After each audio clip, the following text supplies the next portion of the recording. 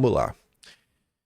Ontem, a Paraná Pesquisa divulgou aí o seu último levantamento que aponta que ele, Jair Messias Bolsonaro, se tivesse uma eleição hoje, ele teria 37,6 contra 33,6 de Lula. Mas veja só. Já teve não sei quantas buscas e apreensão, todo santo dia tá na imprensa, várias fake news da Globo. Eu acho que a maior fake news do ano ainda é o computador da BIM do Daniela Lima. Não é querendo puxar o saco, né, pro lado dela, Daniela Lima é muito fora de série nas mentiras.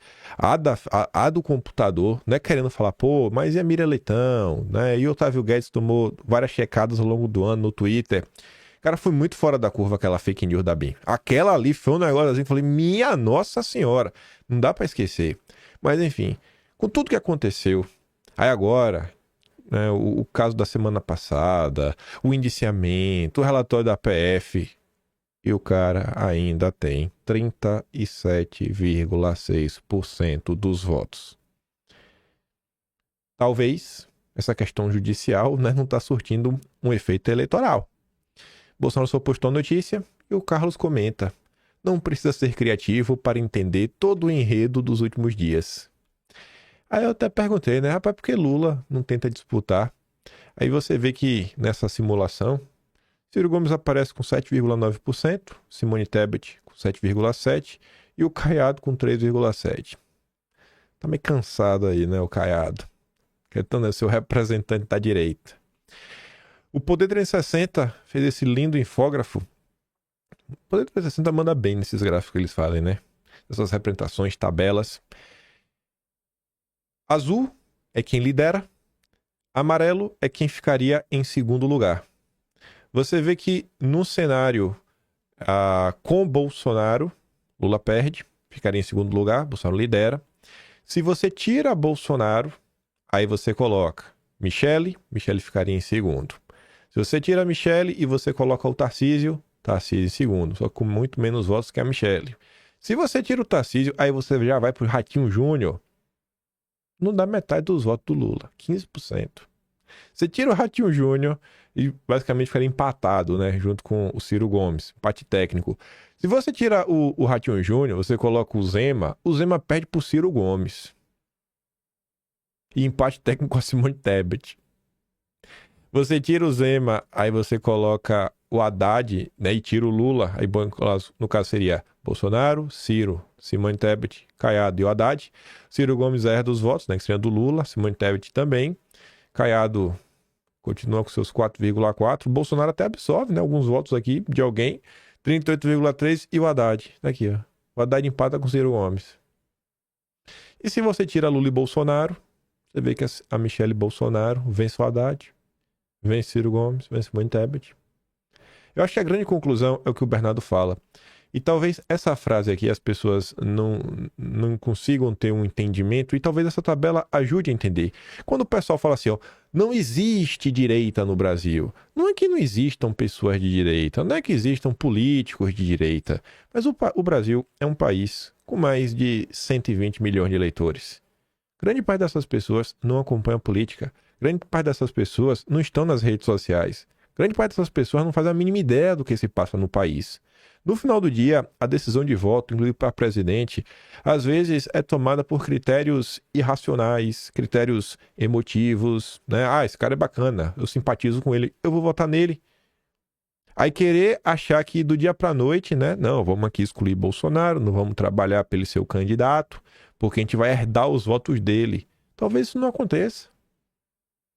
O que tem hoje, como figura que aglutina e tem votos, cara, não tem o que fazer. Você pode chorar, você pode reclamar.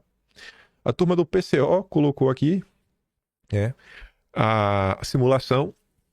Lula vence a Michele, Lula vence o Tarcísio. Lula só perde para Bolsonaro. Só perde para Bolsonaro. Com tudo que está acontecendo. Nunca Bolsonaro teve nenhum tipo de apoio por parte da imprensa. Cada vez mais as pesquisas mostram que Lula pode ser derrotado em 2026. Isso deve ligar o sinal de alerta para toda a esquerda. Só a mobilização pode derrotar o bolsonarismo. que é a tese do PSOL. O PSOL, né? PSOL do PSOL. O PSOL não suporta Bolsonaro, não suporta o bolsonarismo. Só que o PCO não acha correto utilizar a máquina do Estado, né, para fazer, para tentar acabar com o movimento político pelas vias judiciais. Ele acha que isso não funciona, tem que ser um embate político, um debate de ideias. Mas tá aí, né? Só quem vence o Lula é Bolsonaro. A direita, né, que prega tanto a união da direita, talvez devesse estar preocupada, né, em reabilitar Bolsonaro. Duas rapidinhas antes de falar da discussão sobre a internet. Ministro proíbe Felipe Martins de participar de audiência na Câmara dos Deputados. O objetivo da audiência seria ouvir o Felipe Martins, né, ouvir dele, sobre as incoerências relacionadas ao registro das suas visitas aos Estados Unidos, né, que resultaram na sua prisão. Em ofício nesta terça, para o Lira e para o presidente da Comissão de Relações Exteriores, Lucas Redeker, o ministro diz que a oitiva está vetada e ameaça prender novamente Felipe Martins, caso ela aconteça. Ele vai ser preso. Esteja preso. E aí é complicado, né? Porque uma das coisas que está no relatório é exatamente a saída do Felipe. Eu acho que na hora que chegar no julgamento ele vai poder apresentar a defesa dele, mas infelizmente não vai poder falar nada na Câmara dos Deputados, né? Que era chamada até então, conhecida como a Casa do Povo. A Polícia Federal não admite erro e diz que Felipe Martins forjou saída do país. Depois de não conseguir comprovar que Felipe Martins tentou deixar o Brasil em dezembro de 2022, a Polícia Federal afirma agora que o ex-assessor do ex-presidente Jair Bolsonaro forjou sua saída do país. Infelizmente, Felipe Martins, né, não vai poder explicar. Seria bom. Mas vai ter um julgamento justo, né? Como manda o Estado Democrático de Direito. Ah, meu Deus. Tem as coisas que desanimam, né, gente? Mas, sabe, eu digo uma coisa pra você, não sei se vai lhe ajudar ou se talvez ele coloque até mais pra baixo. Então, eu olho pro Brasil e me pergunto, bicho, será que tem jeito isso aqui? Aí eu olho pro passado, vejo que várias coisas se repetem. Em tese deveria dar mais desesperança. Só que eu paro e penso o seguinte, bom, desistir nunca é uma opção. E, como eu acredito em nosso Senhor Jesus Cristo, eu acredito que tem algo depois que a gente né, não está aqui mais nesse planeta Terra. Eu penso o seguinte, né? É melhor então trabalhar. Melhor trabalhar todo santo dia. É melhor fazer o que você acha certo, fazer o bem todo santo dia. Porque ainda que não dê nada certo aqui, do lado de lá, né? Você talvez tenha alguns créditos para chegar lá e falar, pô, tentei, velho. Tentei fomentar aqui, tentei, sabe? Ser uma boa pessoa, me deixa entrar, me dê um lugarzinho pra cá. Então, vai por pior que as coisas fica, não adianta. Desistir nunca é uma opção, sabe? Ficar pra baixo, o cara fica pra baixo, né? Tem dia que eu tô triste, eu olho assim e falo, não, bate uma tristeza profunda. Mas no dia seguinte tá aqui ainda trabalhando. Não existe essa opção, desistir jamais. Só se desistirem da gente, né? Aí é complicado. Puxa a gente da tomada, tipo o que tá sendo discutido, né? A galera, talvez as redes sociais possam nos puxar da tomada. Regular as redes é atribuição do Congresso. Ontem o Estadão, antes mesmo do julgamento começar, publicou um editorial, já falando do assunto. E é curioso, durante as últimas semanas, a gente não comentou aqui porque todas as confusões, golpe, tio Franz, tudo mais, ocupou muito da agenda política. E como acho que isso tem uma certa relevância, porque historicamente falando, vai ser algo que, assim, já marcou a história do Brasil. Esses julgamentos marcarão. Daqui a 10 anos a gente vai falar sobre isso, não vai ter como. Mas eu estava acompanhando muita coisa que não trouxe em vídeo. Se vocês leram ao longo das últimas 2 semanas em especial, se duvidar, eu acho que está até aberto aqui no computador ainda, os textos. Só para mostrar para vocês. Eu nem recortei para colocar em vídeo, porque vai ficar longo. Mas só para vocês entenderem. Deixa eu ver. Ou eu já nem tenho mais. Eu acho que eu nem tenho mais salvo aqui no computador. Mas eu explico o que é o seguinte. Saíram textos diferentes em jornais diferentes de opinião e até editoriais. A Globo, seguindo a linha do tem que acabar com o artigo 19, as redes sociais têm que censurar. Acabou a festa. E o Estadão e outros portais como a Folha de São Paulo falando, cara, não é papel do judiciário regular as redes sociais. Não é assim que funciona. Existem problemas técnicos. essa agenda, a Globo é o único portal do país que está 100% fechado e apoia a responsabilização total das empresas. E o próprio Estadão vai explicar. Se você obriga a empresa, né, ela é copartícipe de qualquer postagem que está na rede social, ela vai acabar fazendo censura prévia, porque ela não vai querer arriscar que um comentário meio dúbio fique no ar e depois ela pague o pato. Ela não sabe o que é proibido e o que não é, então tira do ar. Se for censura, quem que vai reclamar? Todo mundo vai entrar na justiça ao mesmo tempo? Não vai. Mas está ali. Regular as redes é atribuição do Congresso. Está marcado para hoje, no Supremo, início do julgamento crucial para os destinos do Estado Democrático de Direito Nacional, tanto pelas suas implicações relacionadas ao seu conteúdo, a regulação das redes sociais, quanto à sua forma. Né? Quem tem competência para regular isso? Eu acho que é o Congresso. O julgamento envolve 2 temas de repercussão geral. 533 e 987, nos quais se versará sobre a responsabilidade das plataformas digitais. O artigo 19 do Marco Civil da Internet estabelece que a responsabilidade pelos conteúdos é de seu criador, e as plataformas, né, as redes sociais, só podem ser responsabilizadas se, após uma decisão judicial, deixarem de tomar as devidas providências. O marco estabelece 2 exceções: infrações a direitos autorais, porque é algo bem óbvio, e divulgação de cenas sem roupas, que também é muito óbvio e fácil, é um critério objetivo. A Corte versará sobre a constitucionalidade do artigo 19. Constitucionalidade. Se é constitucional ou não. A conveniência do Marco Civil para regular o ambiente digital tem sido amplamente debatida. É natural.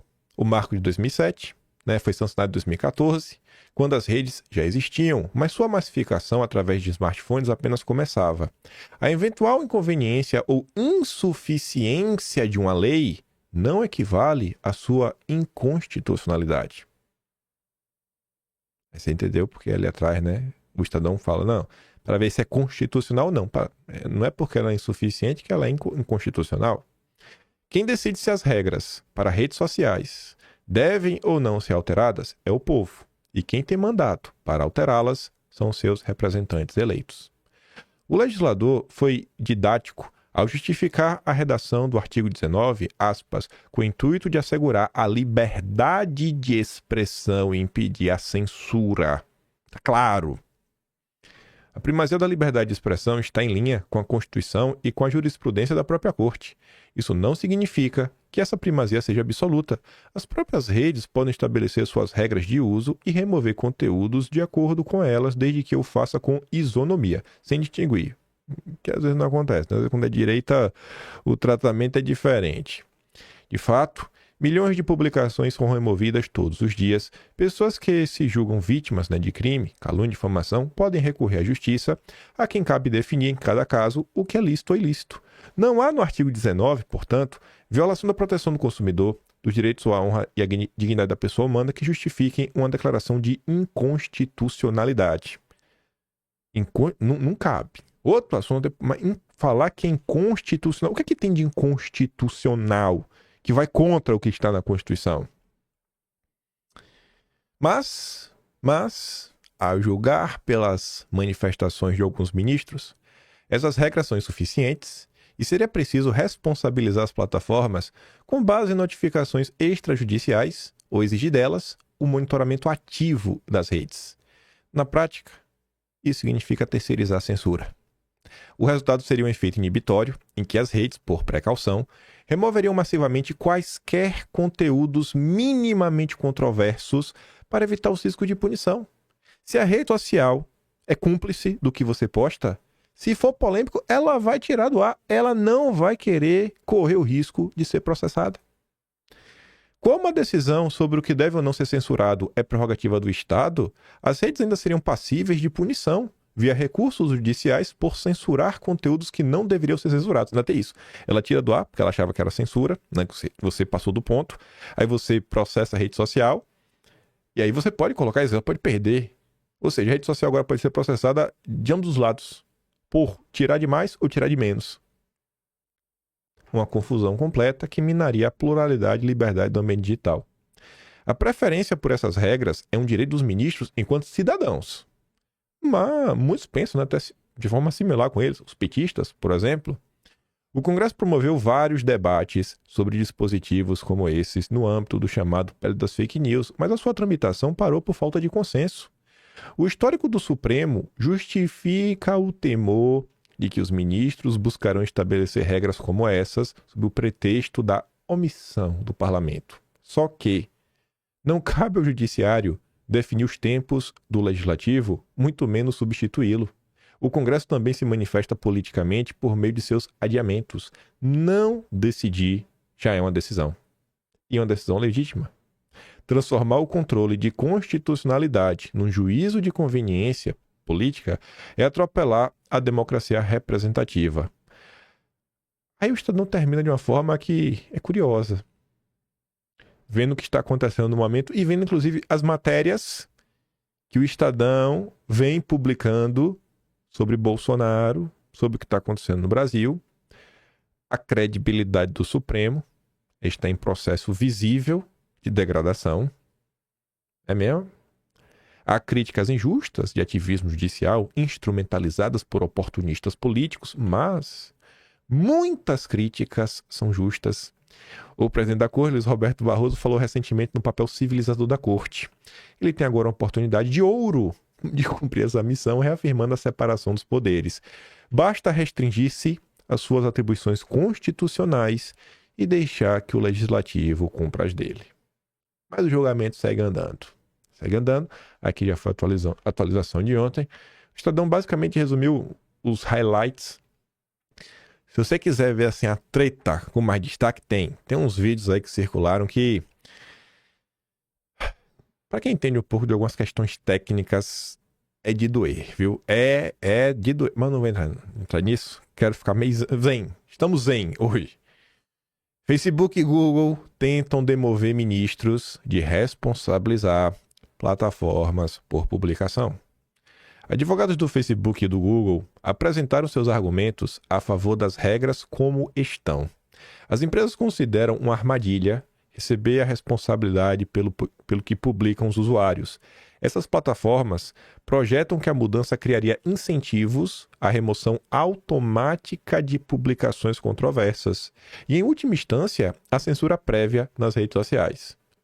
Se prepare para uma era de mensagens cifradas, onde as pessoas trocam letras por números, onde criam apelidos para falar determinadas coisas.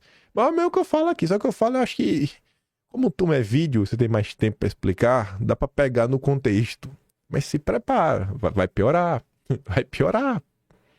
Uma das preocupações é diferenciar na prática o que é reprovável do que é criminoso, o que vai além dos termos, né, de usos contratuais.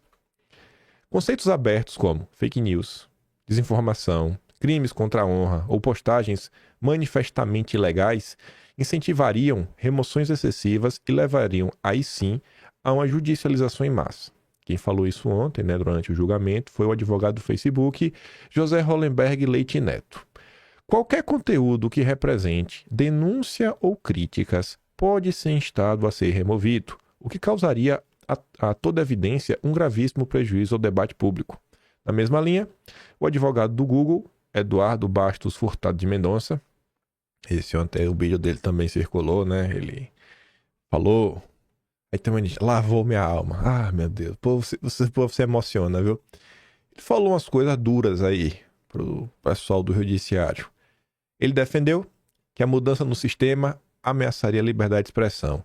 Não faria sentido responsabilizar uma plataforma por não haver removido um conteúdo cujo exame é polêmico, é sujeito a valorações subjetivas, que muitas vezes são objeto de divisão no próprio Poder Judiciário.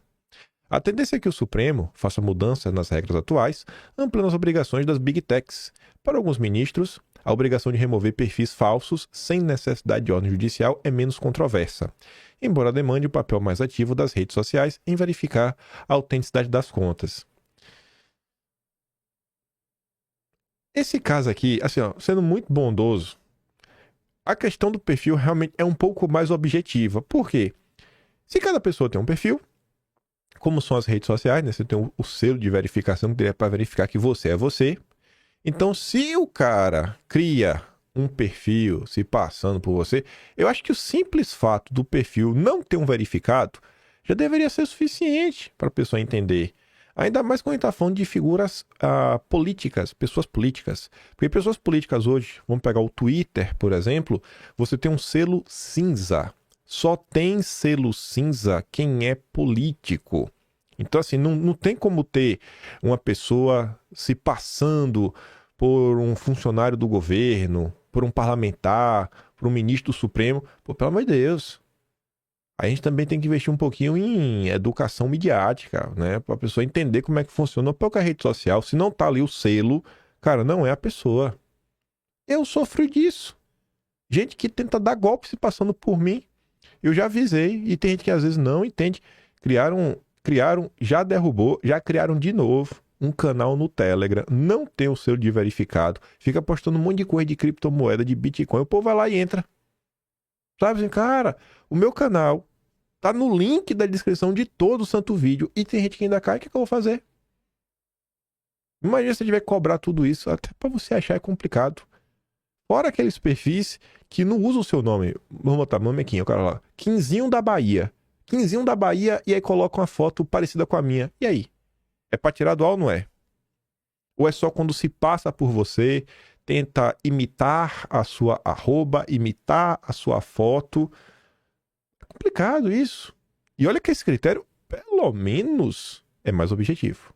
Pelo menos esse critério é mais objetivo. Não, pô, realmente é um perfil falso, tem um perfil verificado. Mas e postagem? E postar, o cara reclama. E é pra tirar ou pra deixar no ar? É ilegal ou não? As plataformas avaliam que as mudanças podem ser traumáticas se não forem acompanhadas por diretrizes cautelosas e objetivas sobre como devem agir, incluindo parâmetros que evitem a banalização da remoção de perfis e publicações. As empresas de tecnologia vinham acompanhando o debate no Congresso e consideram arriscado transferir o debate para o judiciário, que pode criar pela via jurisdicional um sistema mais restritivo do que o modelo previsto na lei. E aqui tem uma fala que está no vídeo aí que está circulando do advogado da Google. Se a proteção da democracia exigir que se crie todo tipo de incentivo à remoção de conteúdos controversos, talvez no final não seja exatamente a democracia liberal como nós a conhecemos, né? Na ânsia de proteger a democracia, vai se criar uma tirania. O PCO? O PCO tá demais, né? Mas eu gosto dessas postagens assim para mostrar. Porque é o que eu penso, né? Pra mim, quando eu trago aqui. Como vocês tá assistindo ou no celular, ou na TV, às vezes tá com o celular na mão, você fala, pô, tem aquele meu amigo petista que quando eu falo pra ele liberdade de expressão, ele fala essas coisas aí de extremista, extrema-direita, liberdade pra mentir. Aí você pega uma postagem na matéria do Estadão e fala, não, cara, olha só, o Estadão tá comentando sobre isso. Ah, mas o Estadão aí, imprensa golpista, tá, beleza. Então tá aqui, é um partido de esquerda. Um partido de esquerda. Pronto. Também tá contra. E aí? Tu realmente acha que não tem nada de errado? Tu realmente acha que esse projeto é bom? O projeto que a Globo está apoiando? Projeto não, né? Essa discussão judicial que a Globo está apoiando. Cadê? Cadê aquela esquerda raiz? Mas tá ali, ó. O que o Supremo quer impor é uma ditadura nas redes sociais. A Primavera Árabe no Egito mostrou o poder das redes sociais ao convocar manifestações que derrubaram o governo de Mubarak. Isso evidencia a força dessas ferramentas, especialmente entre os jovens. No caso do voto aos 16 anos, o recuo para essa idade parece uma tentativa de evitar maiores polêmicas, já que 18 anos seria ainda mais controverso. Mesmo assim, os 16 anos levantam questionamentos. Além disso, é provável que outras restrições sejam impostas ao uso da internet. Já vemos exemplos como a proibição nas escolas, futuramente pode ser ampliada para locais de trabalho, transporte público. Poderão surgir regulamentações mais rígidas, como a necessidade de atender certos critérios para acessar redes sociais. Essas medidas parecem visar um controle maior sobre o ambiente virtual e sua influência social. E para quem acha que o pessoal passa do ponto, aqui na Austrália, para você ter acesso às redes sociais, agora só acima de 16 anos. Novas regras do governo para proteger os menininhos, as menininhas, né, dos problemas, do bullying e tudo mais. E a coisa vai andando, a coisa vai avançando. Coisa vai avançando. É uma agenda global. Controle da internet é uma agenda global. E só para falar de rede social, uma coisa que aconteceu ontem, fiquei triste. O Schiff é um cara que lá atrás, muito antes aí de Monark, que é falatório do Monark, até porque a questão do Schiff, cara, não tem nada assim, perto do que aconteceu, do que o Monark falou, pelo amor de Deus. Enfim, colocaram um rótulo absurdo no Schiff. Perseguiram na época o canal dele. Ele foi banido basicamente da internet toda. E uma galera, foi um verdadeiro cancelamento. Aí de uns tempos pra cá, ele sempre tentou criar canal, criava canal e o canal dele era cortado. Certa vez criou um canal e por um tempo ficou ativo. Até já bati uns papos com ele. E aí ontem, o canal dele foi, ó, tesourado. Ele disse, pô, a rede aqui na plataforma acabou de apagar meu canal. A alegação foi de que eu não posso nunca mais ter canal lá. Pra quem não sabe, eu tive canal deletado por acusações que nunca foram comprovadas em tribunal. Veja como são as coisas. Aí imagina. No cenário hoje, que tá do jeito que tá, né? Já tá acima de se piorar. Aí vem o Junito, lá do MBL. Sempre MBL, não MBL, o MBL adora a censura. Ora, ele disse que a missão dele era acabar com o MBL, ele acabou antes. E aí o Schiff diz, né? O MBL está comemorando a queda do meu canal. Isso diz muito sobre eles. O mais hilário é esse mundo onde perder um canal é acabar. Essa geração é complicada, né? Imagina o dia que eles perderem o Instagram. Vão fazer igual de Mocó, né? Ah! Pelo amor de Deus. Isso é MBL. Só reaparecem assim no debate público, né? Para defender censura. Passado o primeiro pacote, vem o segundo pacote de maldade pelas mãos do Haddad. Aí veja. Ontem já se falava, né? E aí o fechamento do dólar do dia, o fechamento, 5,91. Maior valor da história.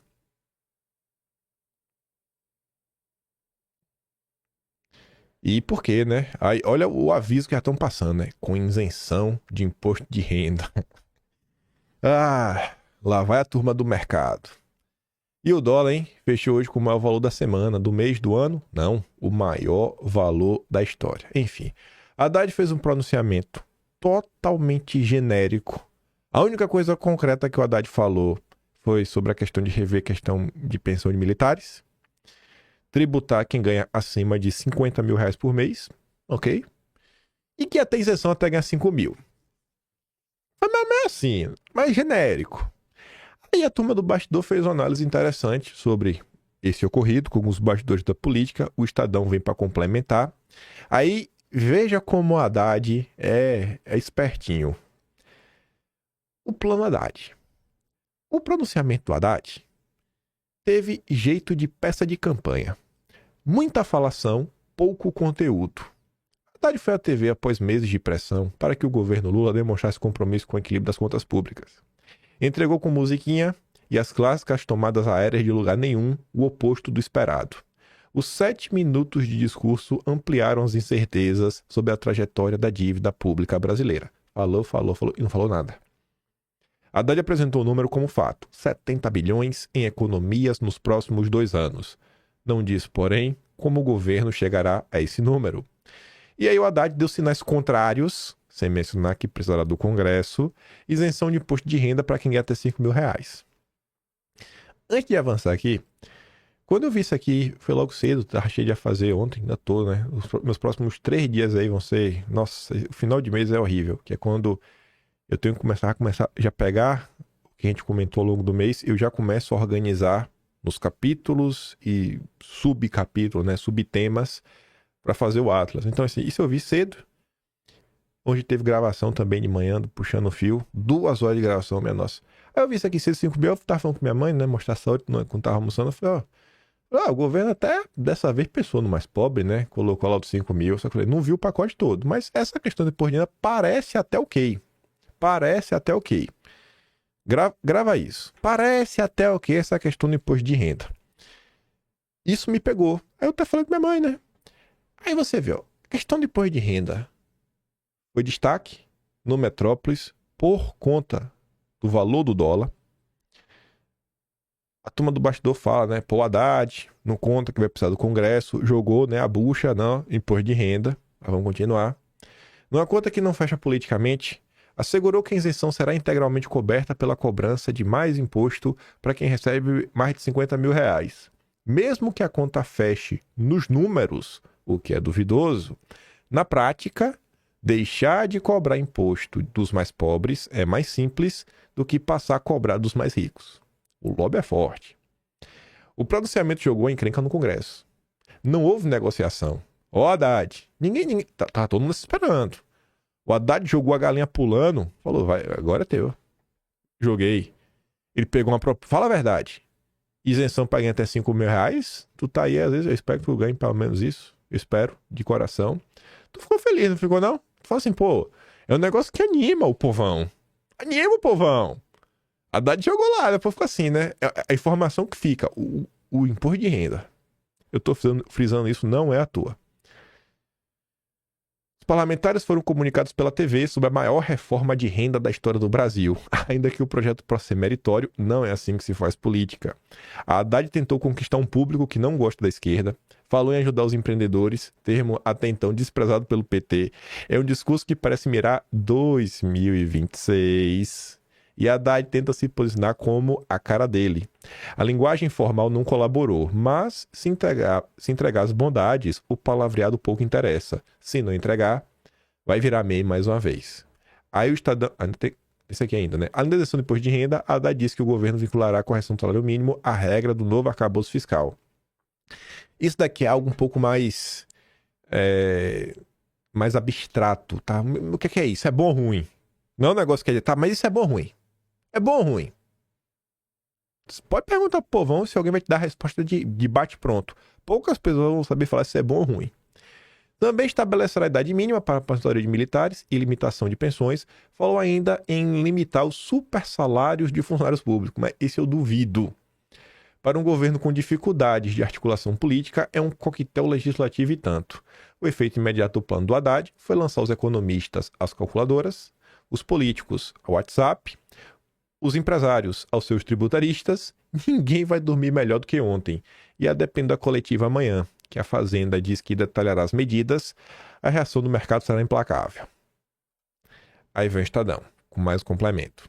Centrão discorda do governo e vê erro em anúncio de isenção do imposto de renda. Olha como a questão do imposto de renda está em destaque. Imposto de renda, imposto de renda, imposto de renda, imposto de renda. Nas matérias. Todo mundo fazendo questão de falar isso, todo mundo reclamando. Ó, o dólar subiu por causa do imposto de renda, o setor está por causa do imposto de renda. Lideranças do Centrão discordam da decisão do governo Lula no sem isenção, para quem ganha até 5 mil. Deputados influentes na casa, ouvidos pela coluna do Estadão, dizem que o movimento é um erro do Lula, do Palácio do Planalto. O motivo é que a discussão sobre imposto de renda nesse momento, na visão desses parlamentares, contamina a tramitação do pacote de corte de gastos do Haddad, já que significa aumento de despesa. O tema é popular, né? E parlamentares consideram difícil votar contra. Votar contra isenção de imposto de renda. Por isso, os líderes do Centrão não queriam tratar do assunto agora. A expectativa era focar na contenção de gastos para que o governo consiga cumprir o arcabouço fiscal. A isenção do imposto de renda embaralha ainda mais um fim de ano no Congresso, que já conta com atraso no orçamento e nos projetos de regulamentação da reforma tributária. Interlocutores do governo, contudo, dizem que era mesmo necessário criar um fato positivo politicamente antes de lançar medidas impopulares.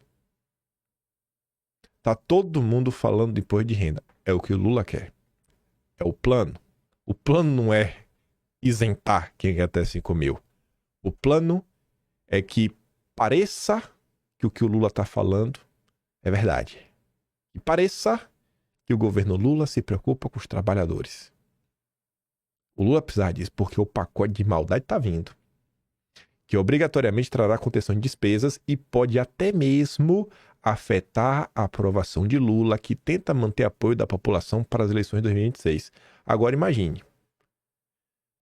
Todo mundo vai ficar comentando, nossa, a gente vai pagar menos, vai pagar menos, vai pagar menos, vai pagar menos. Lula!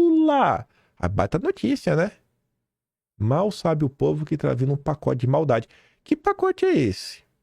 Porque imagine, o Lula tá cortando algo que o Estadão já tá te falando. Pode, né, atrapalhar aí a aprovação de Lula. Eu acho que tá falando dos mais pobres. Nós tá falando da classe A que vai deixar de votar no Lula. O que é que tem nesse pacote que não foi dito? Aí vamos voltar. Não, agora o salário mínimo vai estar relacionando aqui a regra do arcabouço. Isso é bom ou ruim? Será que essa questão do salário mínimo entra no pacote de maldade? Mas é um negocinho um pouco mais abstrato, que as pessoas não têm o entendimento? Vamos dar um bisu. Nosso companheiro Decache entra aí para explicar. Cara de esquerda, mas sempre com aquela explicação mais técnica. Corte zero. Nada justifica ataque aos mais pobres. Infelizmente, preciso denunciar uma manobra desonesta articulada por parte da esquerda. Desde abril de 2023, Haddad já tem pronto um pacote de austeridade que ataca duramente os mais pobres, funcionando como uma espécie de segunda fase do novo arcabouço fiscal. Esse pacote inclui retrocessos que atingem despesas atreladas ao salário mínimo ou, alternativamente, o próprio crescimento do salário mínimo. Então, vincular o salário mínimo à regra fiscal, isso é limitar o crescimento de... rapaz. Haddad espertinho. Impactando toda a classe trabalhadora, aposentados e beneficiários de programas sociais. Entre os ataques previstos estão deterioração do benefício de prestação continuada, que é o BPC, essencial para pessoas em extrema pobreza, cortes no abono salarial, um direito fundamental de que ganha entre 1 e 2 salários mínimos, e investidas contra os pisos constitucionais da saúde e educação, comprometendo a prestação de serviços básicos essenciais para milhões. Tudo isso não é um erro, mas consequência direta do novo teto de gastos que matematicamente exige cortes nos direitos sociais para se sustentar. Como seria impopular apresentar esses ataques puros ao Congresso? Adotar a tática do social washing fiscal. Mistura esses cortes brutais com a possibilidade. Vamos ver se o companheiro do Decache é um cara de esquerda, birrento, que tá falando o que ele tá falando porque ele não gosta do Lula, porque ele tem um mega plano só pra sabotar o Lula, ele tem uma preocupação real. Mas enfim, uma possibilidade de isenção de imposto de renda para quem ganha entre R$ 2.800 e R$ 5.000, tentando tornar o pacote mais palatável. Além disso, falam em tentar taxar os ricos como desculpa para atacar os mais pobres, invertendo completamente o sentido histórico da luta de classe, que sempre foi para taxar os ricos e ampliar os direitos dos mais pobres, não como justificativa para atacar quem está em situação da pobreza. É inaceitável relativizar cortes contra os mais vulneráveis. E mais, se o discurso é que não há correlação de forças no Congresso reacionário, por que então enviar um pacote que ataca justamente quem mais precisa? Deixa como tá. Assim, ó, se o problema é que o Lula falou, não, os pobres estão sofrendo, então tu vai mandar um pacote que vai piorar a vida dos mais pobres? Era só ficar de braços cruzados. Que onda é essa aí, Lula? O povo trabalhador não pode aceitar esse jogo sujo. Corte zero para gastos sociais. Nenhum direito a menos. Não, mas o Decache deve estar pegando no pé do Lula. Aí o outro tem que trazer o outro também, né? Nosso irmão de batalha, Jones Manuel, nosso amigo. Tô num compromisso pessoal muito ocupado. Não vou ter condições de debater nada com profundidade hoje. Dito isso, adaptar a valorização do salário mínimo ao novo teto de gastos, que é o que o Haddad disse na TV, significa que o salário mínimo vai crescer no máximo, no melhor dos cenários, 2,5%. Ou, em outras palavras, vai ter aumento do salário mínimo de 3, 4, 5, 7%, etc. Pronto. Agora vocês podem defender esse ataque ao salário mínimo e fingir que não é ataque. O que o Haddad está falando, basicamente, ele não vai aumentar mais o salário mínimo. Ele vai colocar uma regra que o salário mínimo, basicamente, não vai crescer nunca mais. E crescer 2,5% por ano... beleza, né? O Brasil entende, a economia é devagar, mas... fixar essa regra é meio complicado, né? Mas tá lá. Mas o Jones Manuel também tá criticando o Lula com frequência. Eu sei que você ia falar isso. Temos aqui também o Fred Cap. O anúncio da injeção do imposto de renda é cortina de fumaça. Mais uma vez o imposto de renda reaparece. para encobrir o pacote antipopular que será anunciado e segurar a insatisfação. Detalhe, já falaram para não se preocupar que os cortes vão tramitar em separado. Se bobear, nem votam isso. Ou seja, se bobear, a isenção do imposto de renda nem será votada. Só vai votar o pacote da maldade contra os mais pobres. Aí eu sei que você fala, pô, mas o Fred Cap também, né? É um cara que é da esquerda, crítico ao Lula. Pronto. Aqui agora é refutável. Aqui agora é unanimidade no Brasil. Agora esquerda, direita, centro, né, alienígena, terráqueo. Todo mundo concorda que a Miriam Leitão é a defensora número 1 do governo Lula. Isenção de imposto de renda não está no pacote fiscal. E valerá apenas para 2026. É ou não é uma cortina de fumaça? É ou não é uma cortina de fumaça? Fim do imposto de renda para quem até 5 mil e o aumento dos tributos para rendas mais altas serão tratados de forma separada. Tudo que o Haddad fez ontem foi pura campanha de marketing. Só. Não se empolga achando que tu vai pagar menos imposto. Não se empolga. O pacote de maldade tá vindo. Valor econômico. Grupo Globo. 100% alinhado ao Lula. Isenção do imposto de renda para a faixa de até 5 mil pode contrapor o pacote de medidas impopulares. Já se sabia. O Estadão disse. A turma da esquerda disse. A Globo disse. O Haddad fez ontem nada mais, nada menos do que uma peça publicitária para enganar a galera. Aí você fala, pô, mas e aí? E o povo vai cair nessa mentira? Deixa mais uma vez a esquerda te explicar. Exageros à parte, é bom lembrar que o discurso político não tem de ser verdadeiro, mas verossímil. O que a Haddad tá falando não precisa ser verdadeiro, verossímil. Acho que o governo tomou uma boa atitude em colocar o Haddad em rede nacional. Um governo tem que pautar ou não ser pautado. Pura publicidade. Puro marketing. Aí eu volto que eu falei pra minha mãe. Quando eu falei com minha mãe, eu só vi a nota, a manchete. A isenção. Pô, a notícia pior e boa. Um governo que só põe imposto. Você vê a manchete, que é o que 90% do Brasil lê, é a manchete. Pô, finalmente, hein? Pô, Lula. Vai estar todo mundo hoje falando, pô, Lula, o povo vai sobrar um dinheirinho a mais aí no meu bolso. O Lula agora não vai me tributar mais. Eita, hoje vai estar um monte de gente feliz. Mal sabem essas pessoas que elas foram enganadas. Se valer 2026, quem sabe? Enquanto isso, tá vindo, né? O aipim, né? A mandioca, tá vindo. Se prepara que ela vai entrar. Cara, é absurdo o que acontece.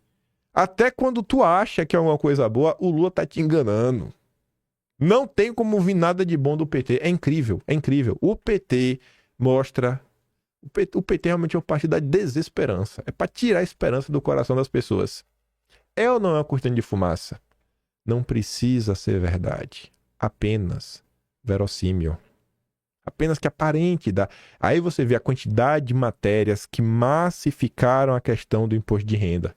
Politicamente falando, é uma questão complicada, até porque os caras são tão miseráveis que falam, não, aqui ó, a gente vai colocar aqui, a gente vai taxar os ricos pra salvar os pobres. Aí quando isso não passa, fala, nossa, foi a elite que não deixou, rapaz,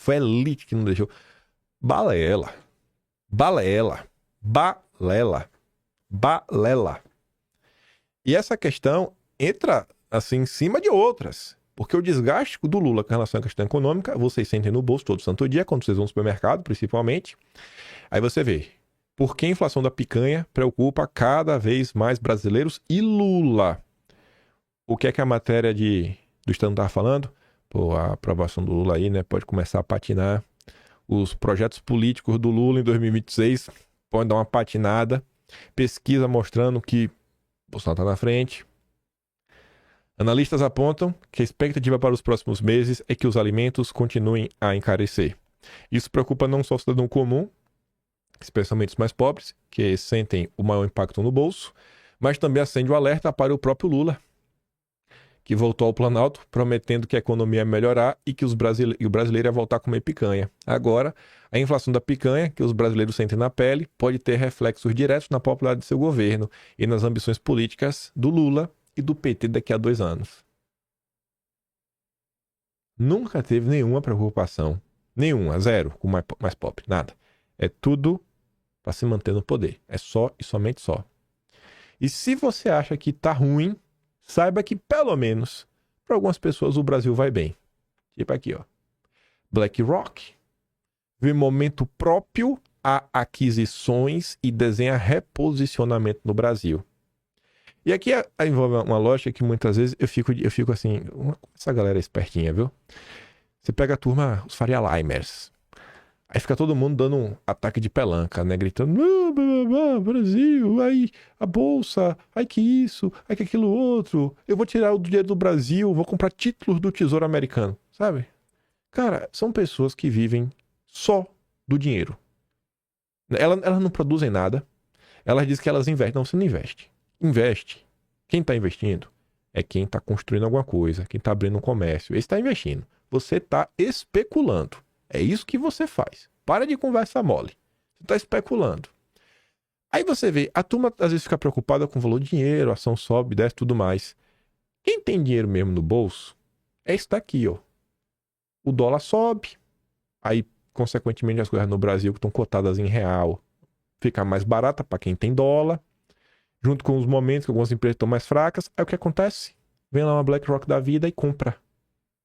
Você pode levar o seu dinheiro do Brasil, mas você levar uma indústria, você não bota uma indústria no caminhão e leva. Não vai colocar as máquinas tudo no caminhão e levar. Você pode até tentar colocar. Não é assim que a coisa funciona. Então, assim, um trabalho real, né? Você criou toda a infraestrutura, está indo tudo embora. Mesmo estando no Brasil. Porque a galera vem, compra a preço de banana, e aí o lucro que a empresa vai seguir dando, né? Pode ser dar mais lucro, porque eles depois vão injetar um dinheiro. O capital, o dono da empresa, é um capital internacional. Ou seja, depois de pagar os funcionários, o dinheiro vai embora. Depois de pagar os funcionários, o dinheiro vai embora. Deixa só as migalhas no Brasil e vai embora. Todo embora. Para encher o bloco de uma BlackRock da vida. O que a BlackRock faz? Só faz avançar com a agenda o capitalismo woke. A gente vai até falar sobre isso. Mas pra você ver, ó. Momento propício a aquisições, né? O Brasil. Todo mundo querendo comprar o Brasil. Eles não querem comprar do Brasil. Eles querem comprar o Brasil. Aí veja. Veja essa. Aquele país vermelho, que eu tenho certeza que você não gosta muito dele, compra no Amazonas a maior reserva de urânio do Brasil. E aí? E aí, Lula? Entreguista miserável. A CNT, né? China Non-Ferrous Trade Company, subsidiária da outra lá, acaba de comprar no estado do Amazonas a maior reserva de urânio do Brasil. As duas companhias pertencem ao governo da República Popular dos Comunas. Urânio é um metal usado na indústria de conflitos, notadamente na fabricação de... enfim, né? Enriquecido serve também como combustíveis nucleares para gerar energia. No Brasil, 99% do urânio é usado para este fim. A riquíssima reserva, agora de propriedade da comunada, fica no município de Presidente Figueiredo, na região metropolitana de Manaus, a 107 quilômetros da capital pela rodovia BR-174, que leva as fronteiras com Venezuela e Guiana. O negócio foi fechado na madrugada desta terça. O anúncio já saiu até nas bolsas de valores de Pequim e de Lima, no Peru.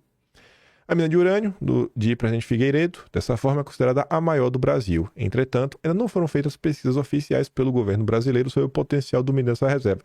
O governo brasileiro não fez, mas tenho certeza que já tem essa pesquisa. Tenho certeza que já tem. Quem está comprando talvez se surpreenda tenha ainda mais, não a menos. Conforme especialistas do setor mineral, essa reserva, agora vendida, também tem tântalo, nióbio, estanho e tório. Há quem considere que são chamados minerais críticos e estratégicos para o Brasil.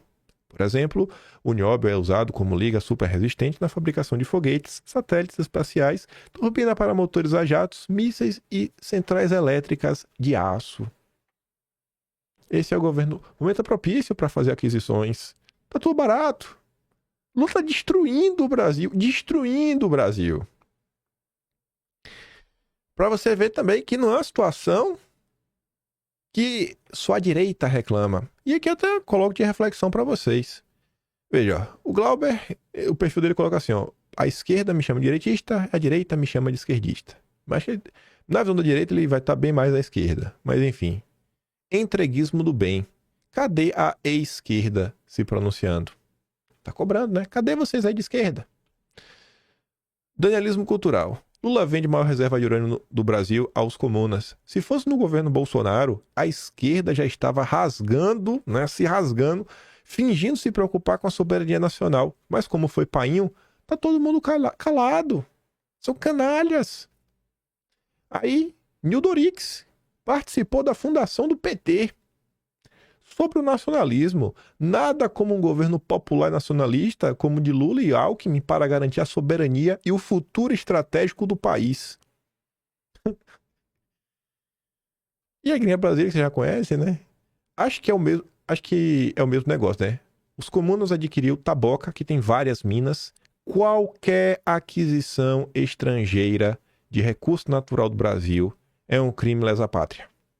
Nação inteligente, estatiza tudo, extrai e maximiza lucro, vendendo mais caro para gringo bobão comprar.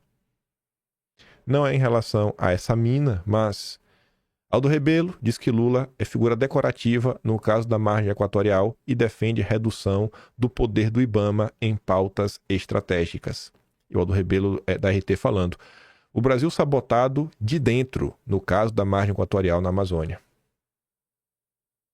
O Lula é tão intragável que tem setores na esquerda que não suportam mais o Lula, seja pela sua política neoliberal na economia, seja pela sua política entreguista em termos de, sei lá, de infraestrutura, a investimentos, a questões ambientais.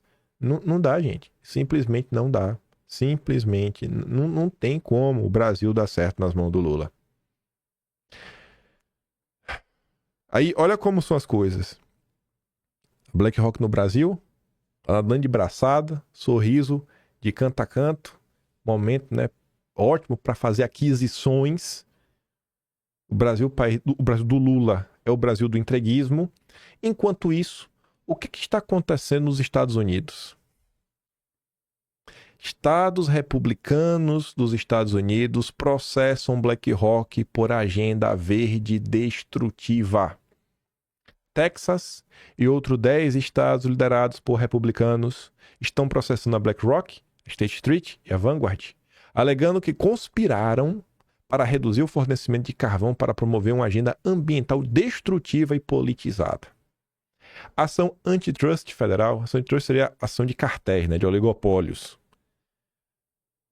Onde é que está o CAD no Brasil, né, nesse momento? Para ler isso daqui, vai que o CAD se move. Acusa os 3 maiores gestores de fundo do índice dos Estados Unidos de usarem suas participações nos produtores de carvão para restringir o fornecimento e aumentar os preços em busca de metas de emissões líquidas zero de carbono. A ação apresentada nesta quarta, marca o mais recente esforço dos estados republicanos para intensificar essa batalha contra o que os conservadores chamam de capitalismo woke. O Texas não tolerará a instrumentalização ilegal da indústria financeira a serviço de uma agenda ambiental destrutiva e politizada. A conspiração deles prejudicou a produção de energia americana e feriu os consumidores. Esta é uma violação impressionante das leis estaduais e federais. Isso é o que está acontecendo nos Estados Unidos. E no Brasil, Frente Parlamentar SG, na prática, é lançada em Brasília.